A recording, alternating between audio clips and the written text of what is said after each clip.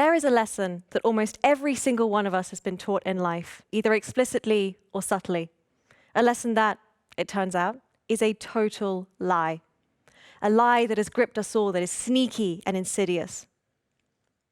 We have been taught that there are good foods and bad foods. If we eat the good foods, then we're a good person. If we eat the bad foods, then we're a bad person. Sounds drastic? How many times have you heard someone say, "No thanks, no cake for me, I'm being good today"? Or, "Oh, I've been so bad, I've eaten so much chocolate." We've absorbed this lie so much, we don't even notice how drastic a statement we're making when we say that we are a bad person for eating something sweet. Here's the thing.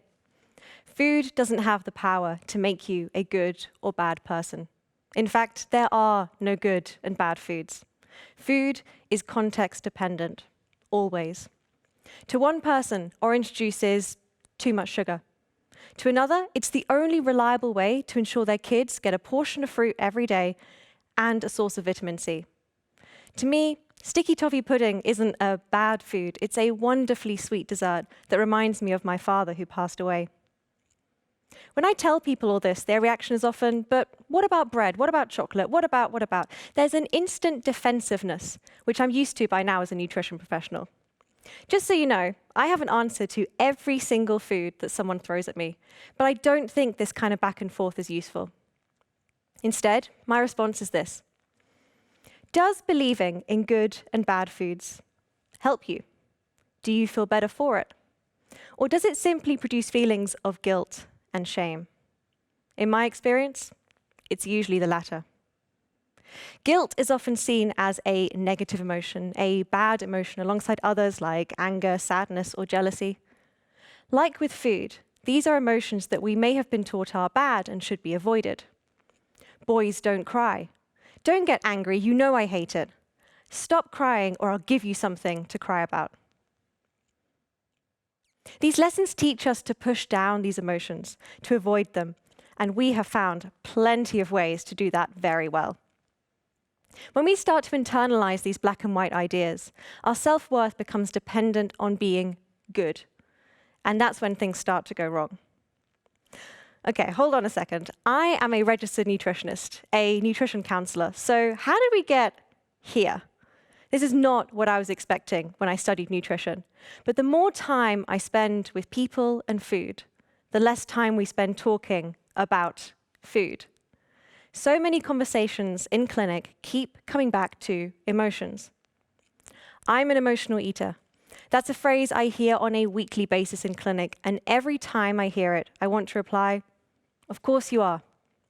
You're human." We cannot separate food from emotions. In an ideal environment, our very first experience of eating as babies born into this world is associated with the comfort of being held in a caregiver's arms. That is such a beautiful human thing. When I'm unwell, I make stock like my grandma used to bring to me in bed. When I feel lonely, I make my mother's pasta recipe from my childhood. When I feel overwhelmed with work, I order pizza as both an act of self-care and as a means to feeling warm, cozy, and comforted by the sensation of fullness in my belly. To be an emotional eater is to be human. But an over-reliance on this one coping mechanism creates a fragile system. Well-meaning advice says to eliminate these foods from your vicinity, out of sight, out of mind. But many people will have tried this and find that it doesn't work. They tell me they feel greedy, ashamed, and out of control. I see it differently. What I see is someone who has found a coping mechanism that works and who struggles when it is taken away. Food is their solution to an underlying problem. Let me put it this way. If you injure your leg, you may need crutches to walk, your crutch being your solution, while your injured leg is the problem. Now imagine if we took away your one reliable crutch. You'd have trouble walking, and the healing process would take so much longer. So I propose something else. Instead of taking away food, your one dependable crutch, let's add another. And while we're at it, let's throw in a few more in case one gets lost or broken. Different crutches for different terrains. Your trusty, reliable crutch, your food, it's still there, but it's no longer the only thing you rely on. It's a much more stable and sustainable system. We can develop an over-reliance on food as a crutch or coping mechanism because it works. We do not do well with uncertainty, but food can feel like a certainty in an uncertain world. I'd like to tell you a few food stories from my clinic. Each of these stories has been modified and anonymized for the purposes of confidentiality and are shared with permission. When Rachel was a teenager, she would run out of the house whenever her family started arguing. She became a successful cross-country runner, and her teachers described her as dedicated and disciplined. Then she went off to university. She gave up running and found herself turning to sweet foods on a near-daily basis after stressful lectures that she didn't understand. Her family and friends advised her to go on a diet, to just stop eating the bad foods. When she first stepped into my clinic room, she told me she had been eating in secret for the past 20 years and felt deeply ashamed for not simply being able to stop. She told me, chocolate is someone holding me and telling me it's going to be okay. When Kate was a child, her father would punish her severely if she expressed any anger or sadness in front of him. He berated her constantly for any mistakes, while her mother would criticize her body on a daily basis. Foods like bread and cheese were declared unnecessary, while any strong emotions like sadness were deemed an inconvenience. When she first came to me, her food choices were limited and she was underweight. She had been taught from a young age that depriving herself of food was an appropriate and necessary form of self-punishment. In one of our early sessions, she told me, "I'm scared to find whatever is in my brain." Two very different stories with one common thread. A suppression or avoidance of emotions, a suppression of the self, with food as the weapon of choice. Both feeling empty and feeling too full can act as distractions from our emotions.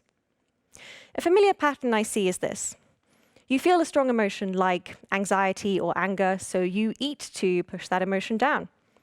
This distraction provides a temporary relief, but then along comes guilt or even shame for being so out of control, so greedy, so you resolve to make up for it the next day. Maybe you restrict your food intake. Maybe you decide to go to the gym to burn it off, only for that same emotion to come back soon after, and for the cycle to repeat. This is not something that is openly visible for all to see. Often it is secretive, shame-filled, invisible, something we do when no one is watching. We use food to avoid our emotions because it works. If it didn't, at least in the short term, we wouldn't keep doing it. Yet people don't come to my clinic and say, "I'd like help with my emotions, please."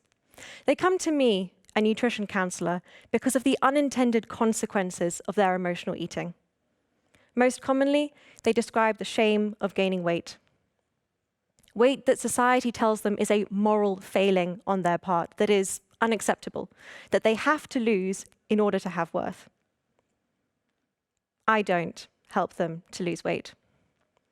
If I did, I'd be colluding with the very beliefs that led them here in the first place, and I refuse to do that. I believe we cannot fix emotional eating by resolving never to eat again when we are angry or sad or bored or stressed or lonely. We eat because we are hungry, not for food, but for something that is missing in our lives. Our self-critical voice says, "Oh, why am I doing this?" A rhetorical question. So why not ask, why am I doing this? With curiosity. What are you really hungry for? Is it the unconditional love you wish your parents had shown you? Is it a sense of safety, fulfillment, purpose, self-worth? What are you really hungry for?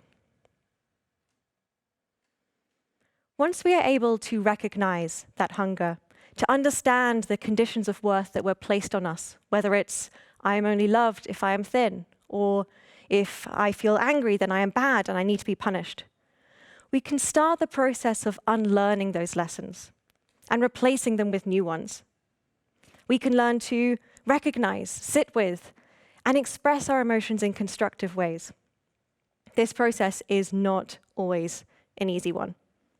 When we start to release these emotions that have been stored in our body for all these years, it can produce painful memories and emotions so intense they feel overwhelming.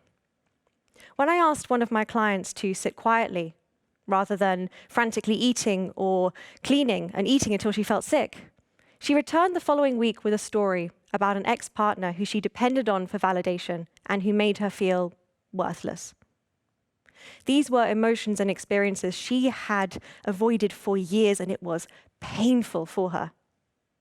And afterwards, she says she felt relief and felt able to be kinder to herself now that she understood herself better. All of these people whose stories I've shared today are working towards a place of food neutrality and freedom. Some of them are already there, some still have a way to go. My aim for them is to see food as something incredible, delicious, and context-dependent, not as a problem, but as a solution their brain came up with at a time when they needed it, even if now it's a solution that no longer serves them.